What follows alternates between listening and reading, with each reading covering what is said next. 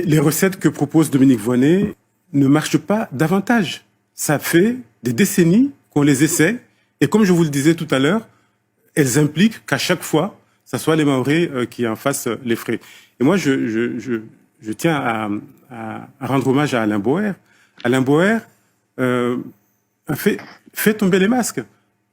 Ceux qui tiennent les propos que vient de tenir Dominique Voynet ont une conception ethnique des Comores, alors que nous savons que Mayotte, depuis 1841, a formé un véritable contrat social avec la France, puisque le sultan de Mayotte, face à une période où il y avait une guéguerre entre les îles, le sultan est allé vendre l'île de Mayotte à la France, moyennant protection, au commandant Passot qui représentait Louis-Philippe à l'île Bourbon à La Réunion. Et c'est ça qui fait que Mayotte est entré dans la France. Et c'est ensuite, une fois à Mayotte, que la France a colonisé Madagascar et les autres îles de l'archipel des Comores, île par île. Donc, faire comme si c'était un petit détail, c'est là où on commence à se tromper.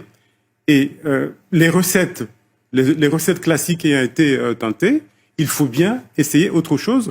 Et l'opération Umbushu, moi je veux bien qu'on dise que ça fait depuis longtemps que Mayotte a été considérée et laissée pour compte. Ça, c'est un constat que je partage. Mais depuis l'époque où Dominique Voynet était ministre, ça ne date pas d'aujourd'hui. Et aujourd'hui, moi, je tiens au moins à souligner le courage de Gérald Darmanin et du gouvernement qui essaient de faire quelque chose de différent. Ça n'a jamais été tenté. Et on ne devrait pas le tenter parce que, en non, il ne faut pas embêter le président Azali. Président Azali qui a été suffisamment persuasif, dissuasif pour se faire désigner président de l'Union africaine, mais qui n'est pas fichu de s'occuper de sa population et qui la laisse aller se tuer dans ce bras de mer qui sépare Mayotte et les Comores. Et pour ceux qui arrivent à aller jusqu'à Mayotte, à vivre dans la misère, dans la prostitution. Parce que demandent les gens qui ne souhaitent pas qu'on détruise les bidonvilles? Le statu quo? Qu'on continue à violer la loi? Qu'on continue à vivre dans l'insécurité? Je rappelle qu'en 2018, une mère et ses 4 enfants qui vivaient dans un bidonville ont été emportés par une coulée de boue. Donc, est-ce que c'est ça que nous voulons?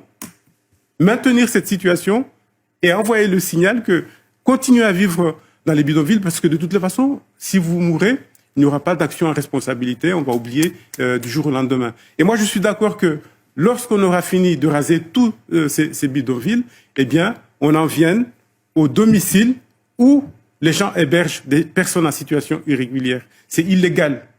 Et les Mahorais doivent aussi prendre leurs responsabilités et cesser d'héberger des personnes en situation illégale et de cesser de faire travailler des personnes en situation illégale.